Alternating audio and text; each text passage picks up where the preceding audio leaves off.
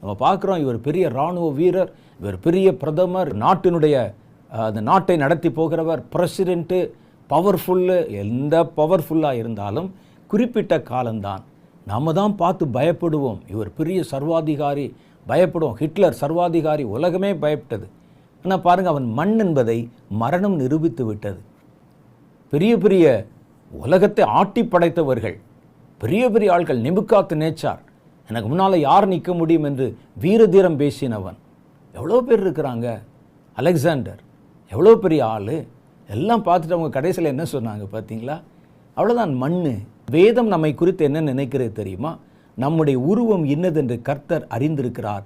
நம்மை மண்ணென்றே அவர் நினைவு கூறுகிறார். நம்ம எவ்வளோதான் செஞ்சாலும் கர்த்தர் நம்ம பார்க்கும்போது இவன் மண் தானே என்று நினைப்பாராம். எப்படி இருக்கும் பாருங்கள்.